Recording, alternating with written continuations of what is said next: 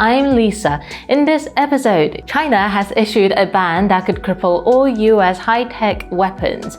The Philippine Coast Guard vessels deliberately collided with a Chinese ship. Australia betrayed their promise to Hong Kong separatists.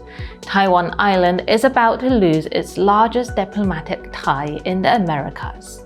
A monkey from China has set several world records in the gaming industry.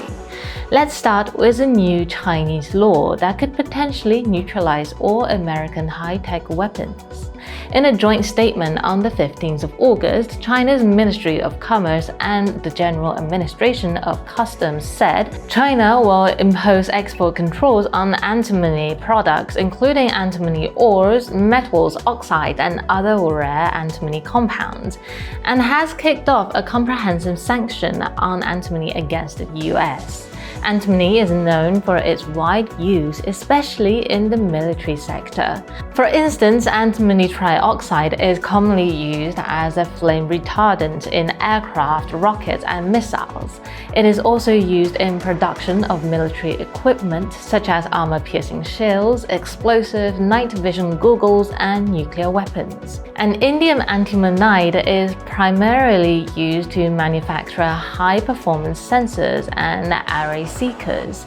These seekers play a crucial role in guiding missiles, which are highly effective against fourth-generation fighter jets. The media has long emphasized the critical role of antimony in US military production. Experts have urged China, the world's dominant supplier of antimony, to limit its export to the United States. This cause stems from America's heavy reliance on China's antimony exports and processing capabilities, which are essential for manufacturing advanced military equipment such as stealth fighters, missiles, and night vision devices. China is responsible for over 80% of global annual antimony supply, making it the world's largest producer. Russia is the second largest, accounting for 7% of the global output, while the United States produces less than 1%. Given this data, any export restrictions imposed by China could significantly disrupt the supply chain of the US military industry. In response to this vulnerability, the US Congress has asked the Pentagon to strengthen its strategic reserves of critical minerals, with antimony being a top priority for the National Defense Stockpile. The US House Armed Services Committee has also expressed concerns about potential supply chain disruption from both Russia and China in a recent report. The committee has urged the Department of Defense to develop policies for recycling used batteries in order to recover precious metals, rare earth elements, and other strategically important materials. Historically, the United States sourced antimony from a gold mine in Idaho, but that mine closed down in 1997. According to a 2020 report from the US Geological Survey, there are currently no active antimony mines operating within the United States.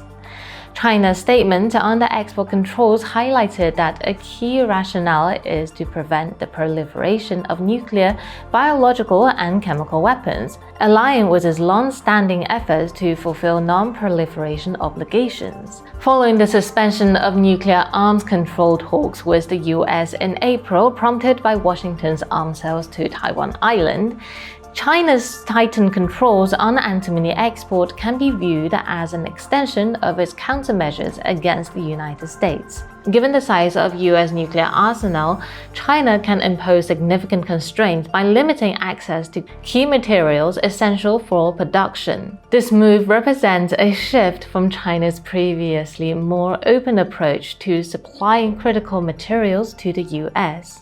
In recent years, Japan and other developed countries in Europe paid higher attention to the strategic reserve of antimony, placing it on critical mineral list, as global antimony ore reserves dropped from 2 million tons in 2021 to 1.8 million tons in 2022. Declining ore grades and resource depletion have led to a continuous fall on global antimony production.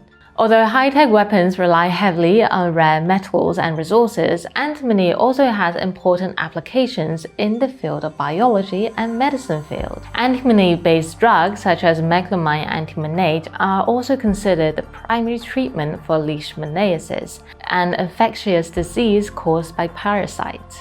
China's new export control law may help ensure that this precious resource is used to save lives rather than for military purpose.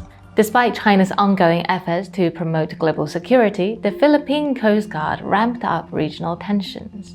On the 19th of August, 2 Philippine Coast Guard vessels entered Chinese waters in the South China Sea without authorization from the Chinese government.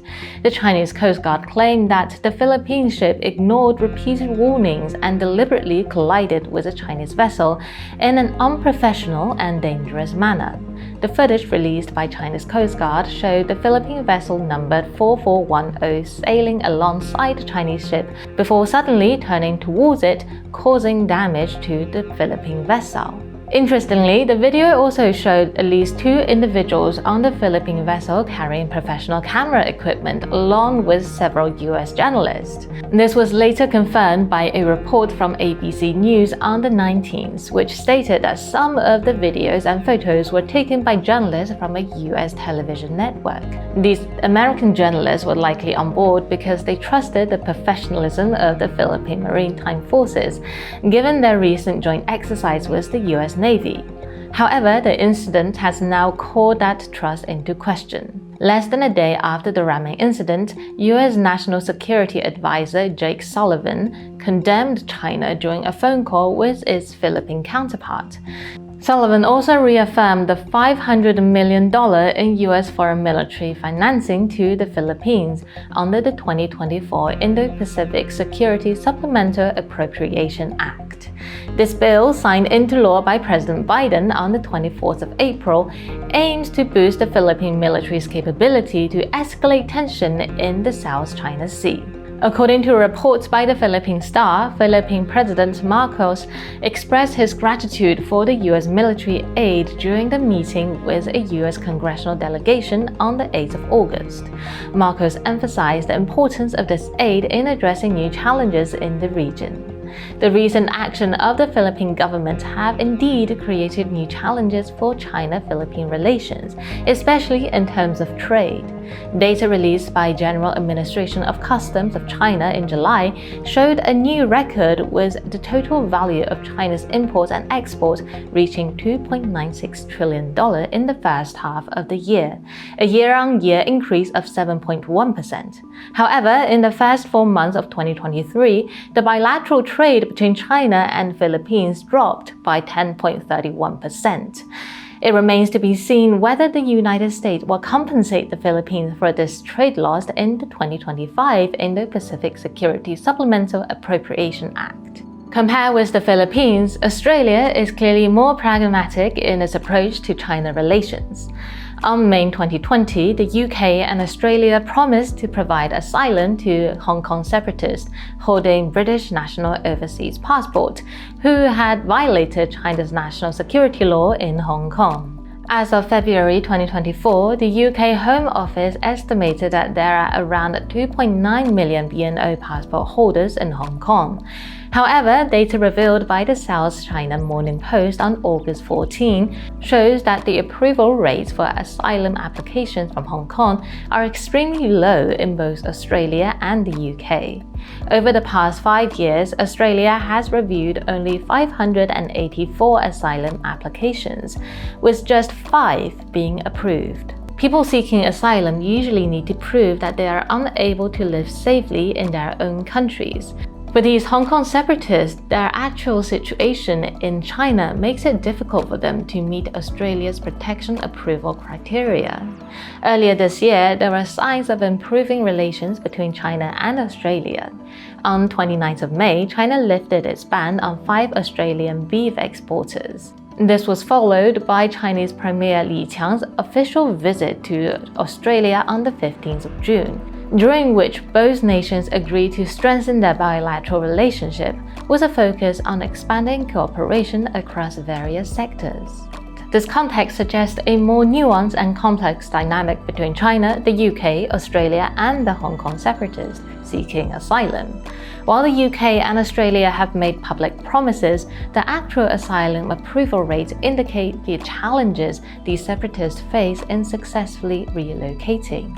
The improving China-Australia relations also provide a backdrop to these developments. Interfering with China's internal affairs has never been a good deal, but it seems Paraguay is only just beginning to realize this. According to Reuters, on 22nd of August, Paraguayan president is reconsidering his country's diplomatic ties with Taiwan authorities in pursuit of trade deals with mainland China. In an interview with a Japanese outlet, the Paraguayan president admitted he is under pressure from domestic agricultural groups, urging Paraguay to cut off diplomatic relations with Taiwan Island. A 2023 report by the United Nations Economic Commission for Latin America and the Caribbean stated that trade between China and Latin America expanded 35-fold from 2000 to 2022, reaching nearly $500 billion in 2022. In contrast, The Economist reported that from 2019 to 2023, Taiwan authorities have only provided Paraguay with $150 million in aid. An article in The Economist on the 4th of July highlighted that the price of Paraguayan loyalty is rising. The previous administration asked Taiwan for $1 billion in investment, but did not receive it. Meanwhile, the director of the Millennium Institution for China and Latin America Studies, Francisco Urdines, stated that Paraguay's relationship with Taiwan cost the country more than 1% of its GDP annually due to missed investment and credits from China. Next up, let's focus on a monkey from China who has recently left a lasting impression on global gamers. On the 20th of August, the Chinese video game Black Myth: Wukong launched globally and quickly gained massive popularity. Within just 1 hour of its release, the game reached over 1 million concurrent players online, surpassing the records set by high-profile titles like Cyberpunk 2077 and Elden Ring, according to a Bloomberg report. By the 23rd, Black Myth: Wukong had officially announced over 10 million copies sold across all platforms, with peak concurrent online players exceeding 3 million. This is the first time in history of Steam, the world's largest game distribution platform, that a single-player game has reached such a large number of concurrent players. The overwhelming demand for download even caused some servers to crash temporarily. The game also gathered significant attention from Chinese state media due to the development team's meticulous recreation of 36 real-life ancient Chinese buildings, 27 of which are located in Shanxi province, including a Foguang temple, the third earliest preserved timber structure in China. Today, the temple is a part of UNESCO World Heritage Site and is undergoing restoration. However, in the game, players can not only appreciate the stunning scenery of the temple, but they will also engage in battles against the game's monsters within its historically significant location. This effort to preserve and promote Chinese cultures has earned widespread recognition from Chinese investors. Following the game's release, the stock of the publishing company surged by 40% in just 4 days. The success of the game Wukong also spurred the growth of the entire Chinese gaming industry, with the gaming sector of the Chinese stock market rising by 1.71% on August 20th. Former World of Warcraft team leader praised Wukong as a great victory in a tweet. While the game has been praised by investors and industry insiders, the BBC reported that it included anti-feminist propaganda, fetishization, and other content that instigate negative discourse. In response, Chinese netizen remarked, "Black Myth: Wukong is like chocolate. Everyone has their own taste, but is lethal if a dog eats it." And that is all for today. Thank you for watching this episode of China Current. 朋友都知道我是很挑剔的，防晒乳我选 Kiss 皇家呵护抗光清爽高防晒凝露，因为它有媲美蓝光神盾的抓藻植萃，保护我在阳光下延缓肌肤老化，维持青春弹力。可以防御工作环境里的3C 商品，各种光源对肌肤的伤害，擦起来清爽不黏腻。我特别喜欢它做到海洋友善，365天，天天抗光抗老化，是我的保养日常。你呢？呵护您，呵护全家人，专属你的 KS Royal Care 抗光清爽高防晒凝露。